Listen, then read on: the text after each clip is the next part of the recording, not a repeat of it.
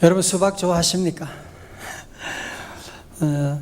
트럭에 수박을 싣고서 동네 다니면서 수박을 팔아서 생계를 유지하는 한 분이 있었는데, 그날도 수박을 싣고 동네에 다니는데 그날따라 수박이 안 팔리는 거예요. 그래서 저녁이 다 돼 가는데도 수박이 안 팔리고, 그래서 모든 거 마치고 이제 집에 돌아오는데 너무 화가 나더라고요. 홧김에 막 신호도 무시하고 막 속도도 과속을 하고 막 그러면서 가는데, 저 뒤에서 빵빵 그러면서 사이렌이 울리면서 경찰차가 막 따라오는 거예요.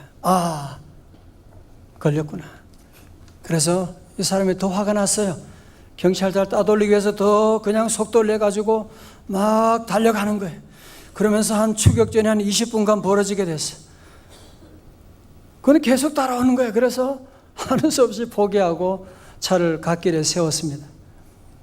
경찰관이 모자를 쓰고 딱 와서 환한 얼굴로 얘기하는 거예요. 아저씨 수박 한 통 주세요. 수박 한 통 주세요.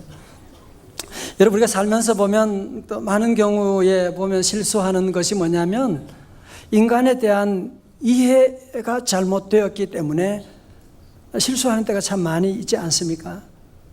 여러분, 왜 실망하는 거예요? 그 사람이 누군지를 잘 모르니까, 인간 이해가 부족하기 때문에 우리가 실망하게 되는 것이고, 왜 우리가 사기를 당해요? 인간 이해가 부족하니까 그 사람을 너무 믿다 보니까, 믿을 사람이 아닌데 너무 믿다가 보니까 그런 끔찍한 사기를 당하는 일도 있게 되고, 여러분, 그런 의미에서 보면 오늘 본문의 말씀은 우리 인간이 어떤 존재냐 하는 것을 잘 우리에게 얘기를 하고 있습니다. 여러분, 지난주에서 사무엘하 15장에서는 다윗의 아들 압살롬이 반역을 일으켜서 정말 울면서 통곡하면서 맨발로 예루살렘을 떠나가지고 감람산으로 올라가는, 그런데 놀라운 것은 뭐냐면 그 어려운 위기 가운데 하나님이 좋은 사람을 만나게 해주는 거예요. 가드 사람 이때와 대제사장 사독과 그리고 좋은 멘토 후세를 보내주셨잖아요. 여러분, 오늘 사무엘하 16장에서는 앞에 15장과는 전혀 차원이 다른 사람들을, 사람이 악해도 그렇게 악할 수가 있습니까? 그런 사람들을 만나게 되는 것입니다.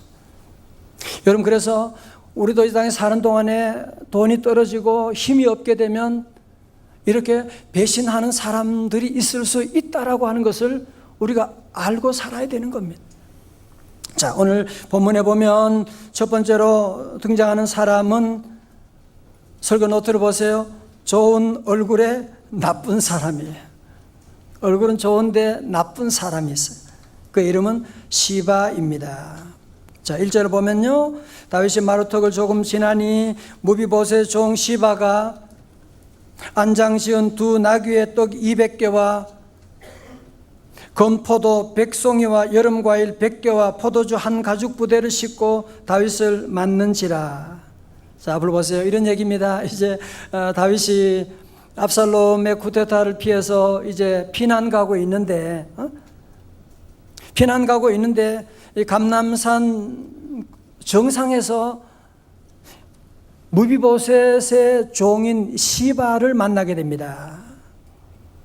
그런데 이 시바라고 하는 사람이 나귀 2마리에 떡 200덩이와 건포도 100송이와 무화과 100개와 포도주 한 가죽 부대를 싣고 온 거예요.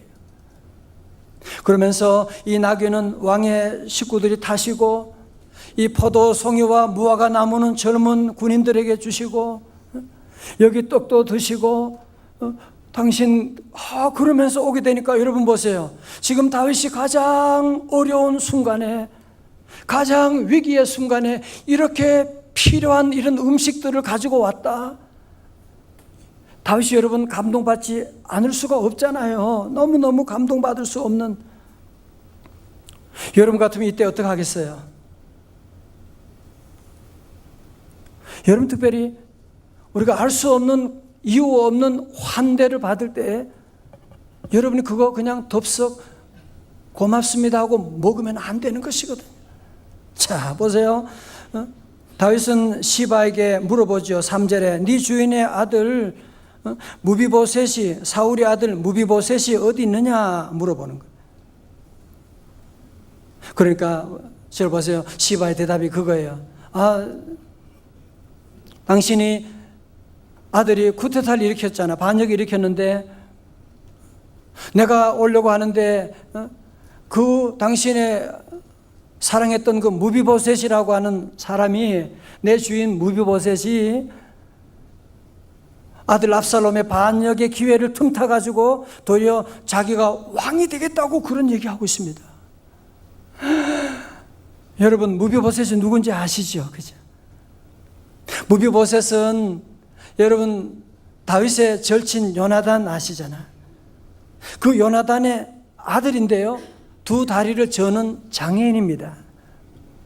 사울 왕가가 망한 다음에 그가 완전히 버림받고 있었는데 다윗은 그 친구와의 언약을 기억하고 무비보셋을 데려오게 합니다. 앞으로 나와 함께 내 상에서, 밥상에서 함께 밥을 먹을세. 그러면서 시바가 가지고 있는 그 모든 재산들 다 이 무비보셋에게 다 넘겨 주었거든요. 아니, 그런데 왕이 가장 어려울 때 함께 따라오지는 못할 망정 이런 기회를 틈타서 내가 왕이 되겠다고, 배은 망덕도 유분수지 말이지. 어떻게 인간의 탈을 쓰고 이런 짓을 할 수가 있단 말입니까? 흥분하지 마십시오. 제가 흥분하고 있나요? 여러분, 나중에 보면 이게 다 거짓말이에요. 시바가 거짓말을 하고 있는 거예요. 여러분, 나중에 이제 다윗이 권력을 되찾고 환궁하여 무비보셋을 만나게 되는데요, 사무엘하 19장에 보면 자초지종 얘기를 들어보니까 이 무비보셋이 사실은 이런 다윗 왕이 어려울 때 함께 피난 가려고 떠나려고 하는데, 여러분 아시는 것처럼 무비보셋은 두 다리를 절게 되잖아요. 혼자 움직일 수가 없거든요. 그래서 시바 종에게 함께 가자고 하는데 시바가 여기 계세요.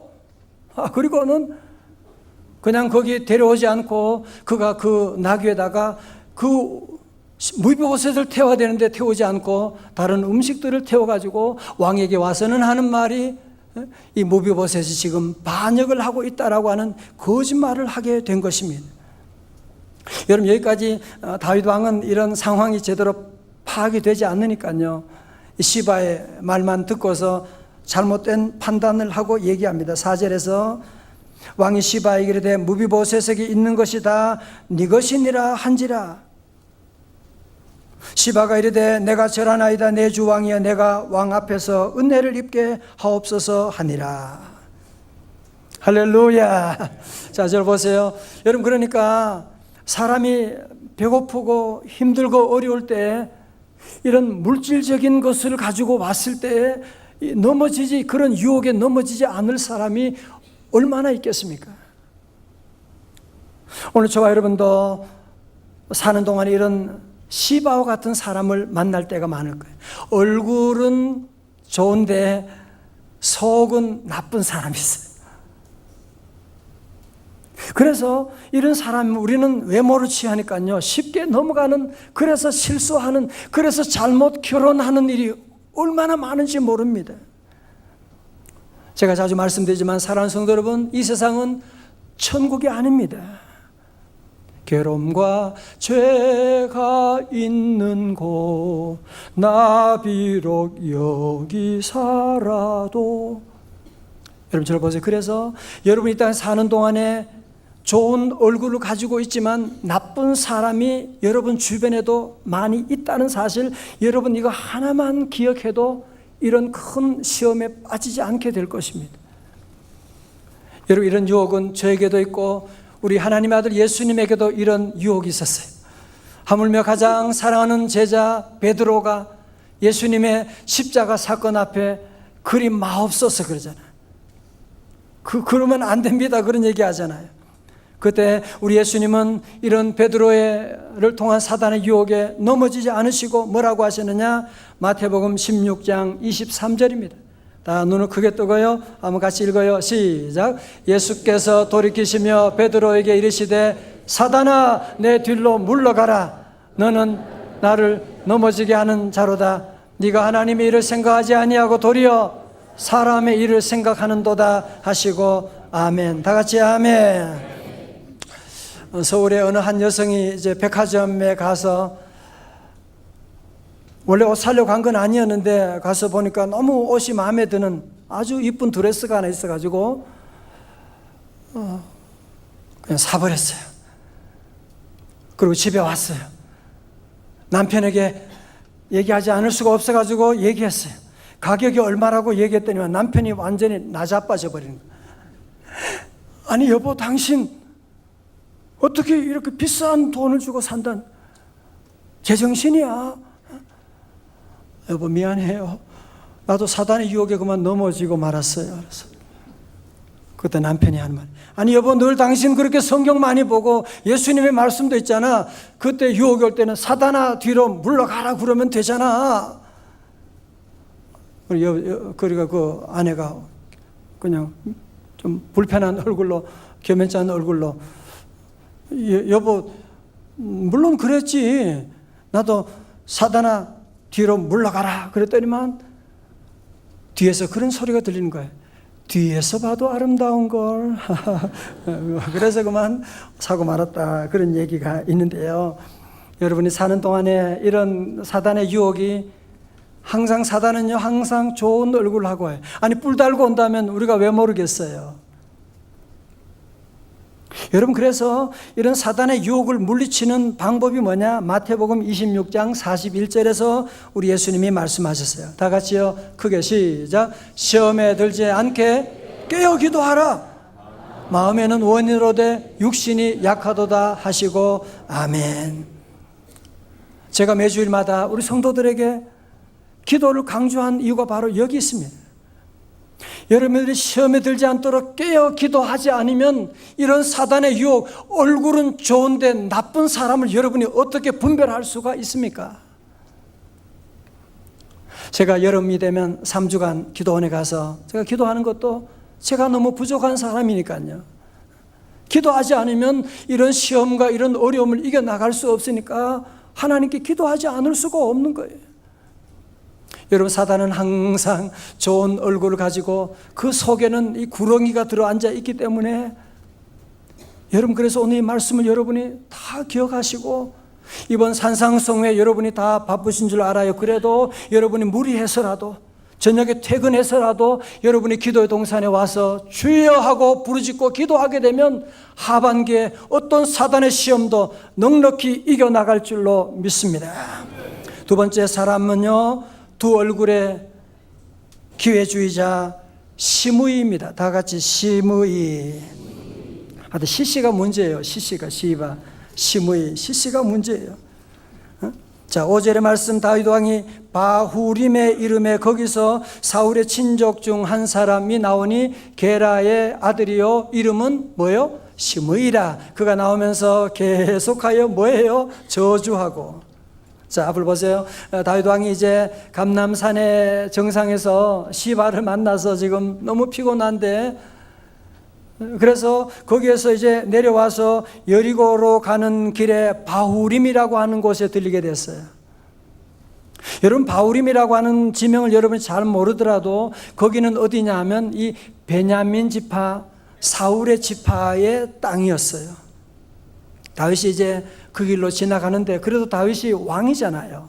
하나님의 기름 부은 왕인데, 이 시바가요, 시므이가요, 시바가 사울의 먼 친척인 이 시므이가 다윗 왕이 권력을 가지고 잘 나갈 때는 찍소리 못해요.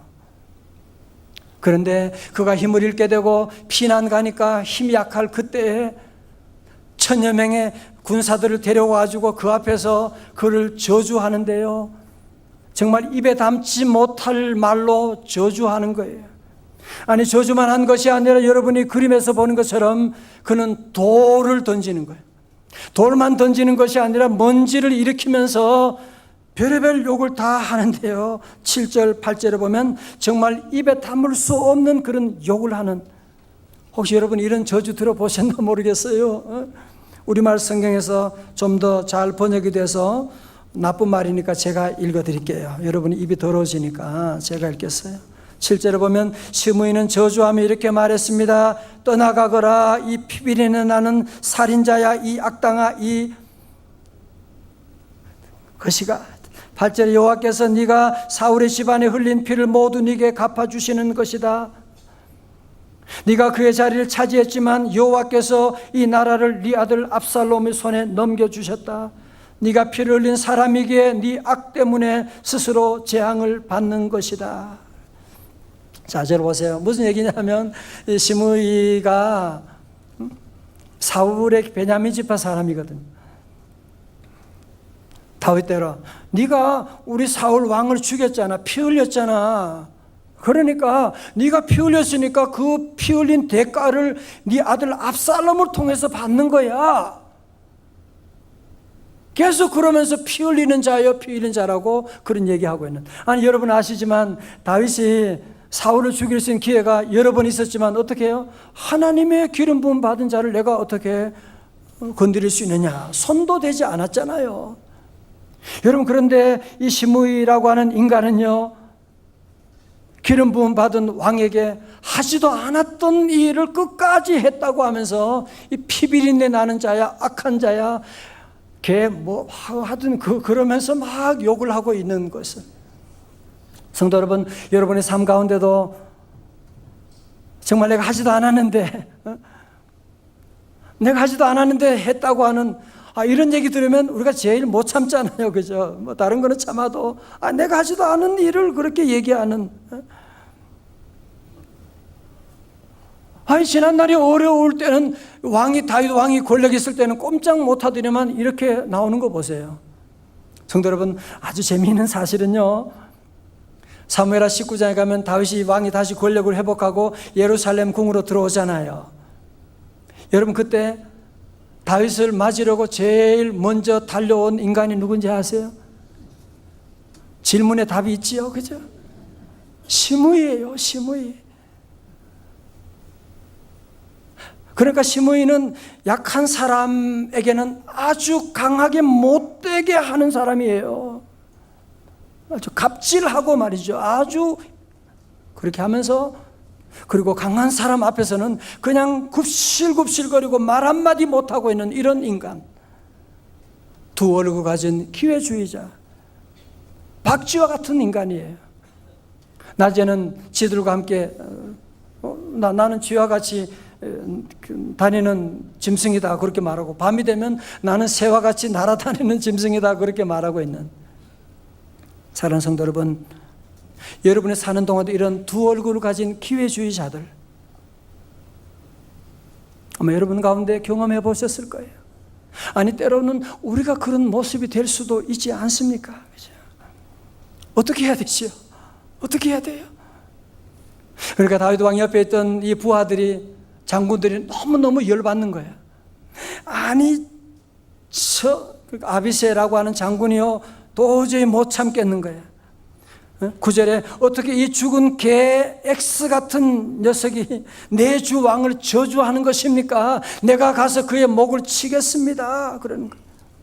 자, 여러분 이제 지금부터 중요한 말씀이에요. 다윗 왕의 반응을 이제 보는 거예요.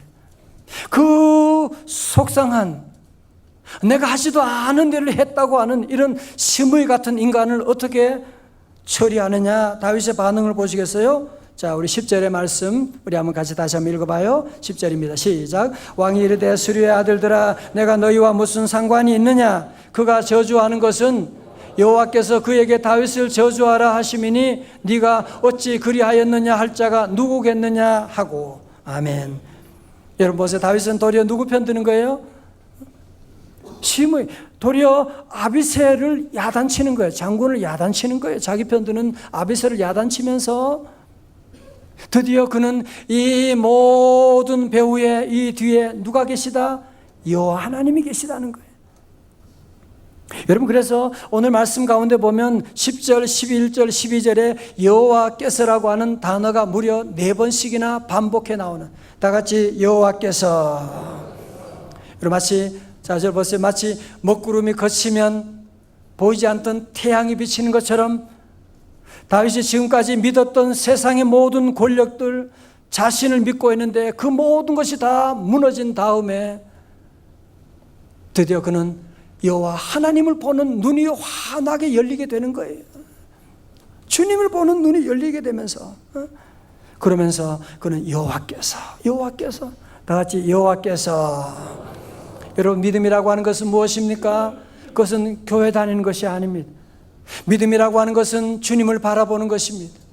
여러분의 삶의 모든 순간 억울한 자리, 내가 하지도 않았는데 나보고 했다고 말하는 두 얼굴을 가진 그런 인간들을 만날 때에도 우리 성도들은 맞서서 싸우지 아니하고 서로 몰고 먹으면 피차 멸망하게 되니까 그런 가운데도 주님을 바라보고 나가는, 할렐루야. 그러면서 다윗은 뭐라고 해요? 심히 그러지 마. 다 이건 내 잘못이야. 내가 하나님 앞에 죄를 지어서 내가 지금 벌을 받고 있는 거야.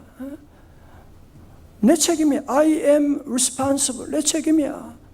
아니, 하물며 내 태어난 내 아들도 내게 반역하는데, 저 사람이 저 반역하는 거 왜 그게 무슨 대단한 문제냐? 그러면서 그는 12절에 말하죠. 혹시 여호와께서 나의 원통함을 감찰하시리니 오늘 그 저주 때문에 여호와께서 선으로 내게 갚아주시리라 하고. 다 같이 아멘. 여러분, 대부분의 사람들은 이런 정말 이런 갑작스러운 이런 억울한 일을 당하게 되면, 자존심이 짓밟히게 되면 어떻게 해요? 같이 맞서가지고 싸울 수밖에 없지. 보복할 수밖에 없지만 다윗은 보복하는 것이 아니라, 그 시므이를 보는 것이 아니라 그 시므이 뒤에 계신 여호와 하나님을 바라보게 되는 거예요. 저는 이 말씀 묵상하면서 준비하면서 여호와 하나님이 다윗을 특별히 내 마음에 합한 자라고 하는 그 이유가 있더라고요. 여러분, 다윗이 실수가 없는 게 아니에요. 그러나 그는 실수도 하지만 그 실수를 하면서도 하나님 앞에 자기의 모든 잘못을 인정하고, 솔직하게 그는 자기의 잘못을 인정하고, 그러면서 내 탓입니다 고백하고, 그러는 가운데 여호와 하나님을 보는 눈이 환하게 열려지게 되는 거예요. 여러분, 그러면서 그의 놀라운 고백을 보시겠어요? 시편 37편 우리말 성경으로 읽어드립니다. 악을 행하는 사람들 때문에, 잘 들으세요. 여러분들 이런 삶이 얼마나 많아요, 그죠? 악을 행하는 사람들 때문에 초조해하지 말며 죄악을 행하는 사람들을 부러워하지 마십시오. 참, 악을 행하는 사람들이 잘 되는 거 보면 사기치고요, 좋은 집 사가지고 살고, 나는 지금 집이 없어가지고 지금 월세 살고 있는데, 여러분, 그래도 그런 사람들 때문에 초조해하거나 부러워하지 말라는 거예요. 왜? 2절에 그들은 풀처럼 곧 시들 것이요 채소처럼 말라버릴 것입니다. 4절 다 같이요. 시작. 또한 여호와를 기뻐하십시오. 그러면 그분이 당신 마음의 소원을 이루어 주실 것입니다. 아멘. 여러분, 이것이 바로 수많은 실수와 수많은 배신을 통과한 다윗의 삶의 결론입니다. 우리 성도 여러분도 이런 어려움이 왜 없으세요?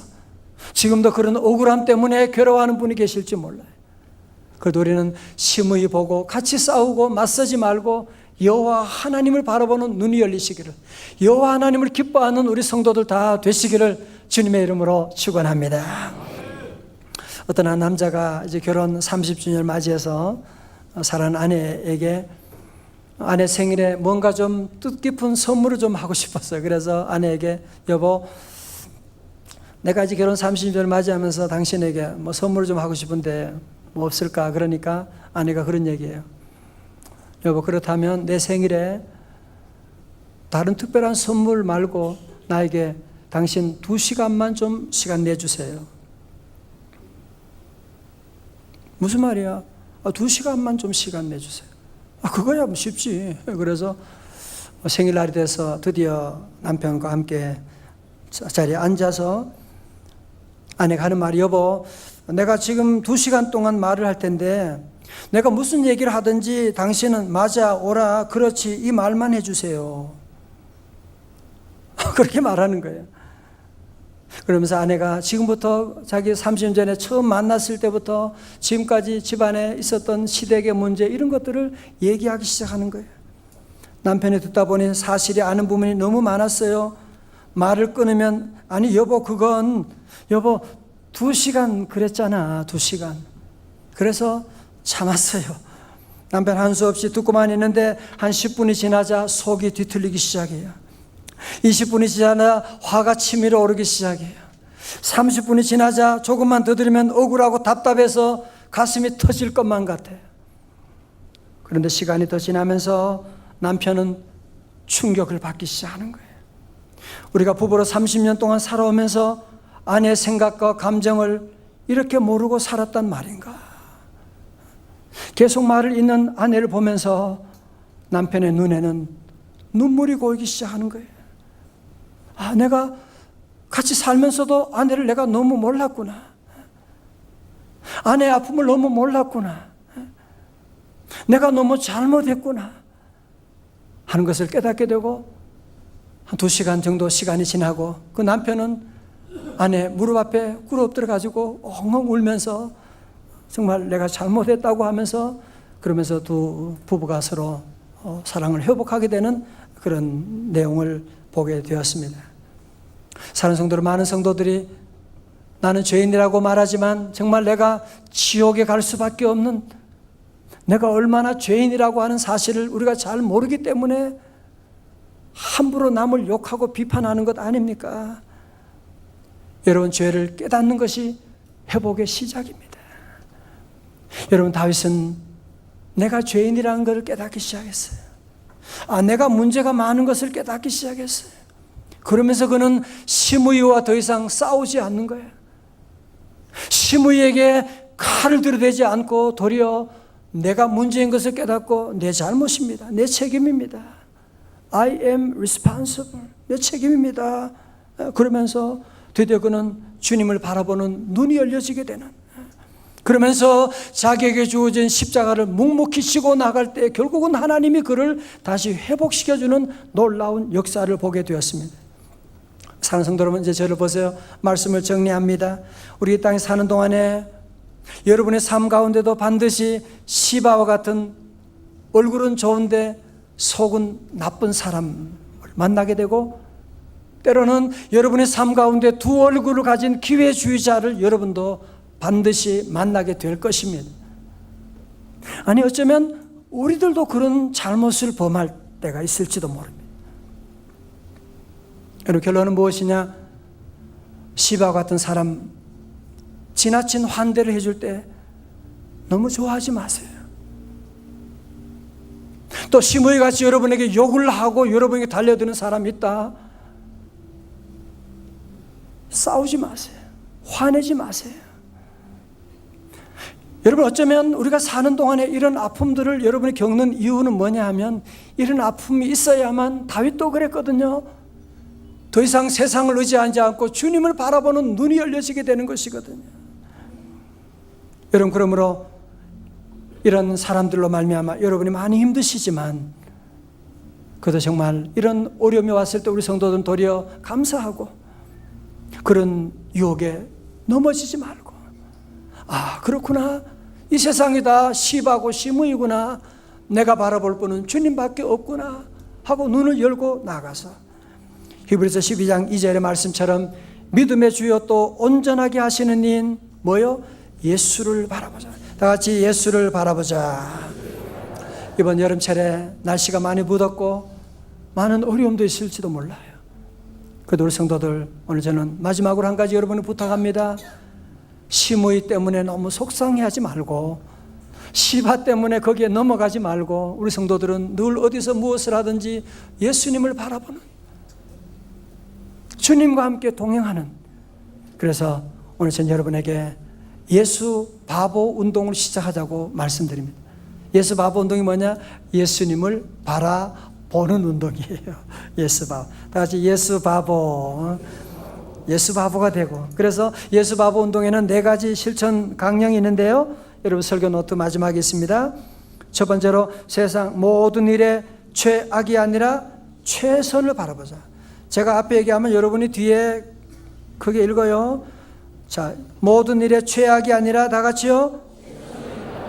세상 사람들이 바보라 해도 절망밖에 안 보여도 믿음으로 오직 말씀 오직 기도로 할렐루야. 그래서 우리 모든 성도 이번 여름에도 더욱 주님 바라보는, 그러면 회복의 놀라운 역사가 우리 모두에게 함께할 줄로 믿습니다. 오늘 아침에 우리 귀한 찬송을 함께하기를 원해요. 주 나의 모습 보고 계시는, 주 나의 눈물을 아시고 계시는, 세상 소망이 다 무너질 때 주님 우리를 그때 우리를 회복시켜주는 놀라운 역사 시작됨을 함께 찬양으로 노래하도록 하겠습니다.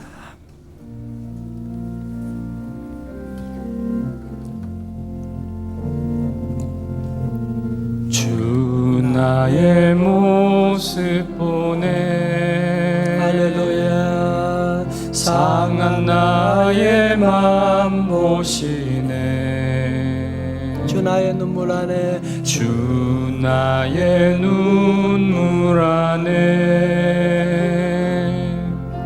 홀로 울던 맘 아시네 한 번 더요. 주 나의 모습 보네 주 나의 모습 보네 할렐루야. 상한 나의 맘 보시네 주 나의 눈물 안에 홀로 울던 맘 아시네 세상 소망 다 사라져도 세상 소망 다 사라져 주의 사랑이 시작됩니다. 주의 사랑은 끝이 없으니 살아가는 이 모든 순간이 주의 힘을 나는 믿네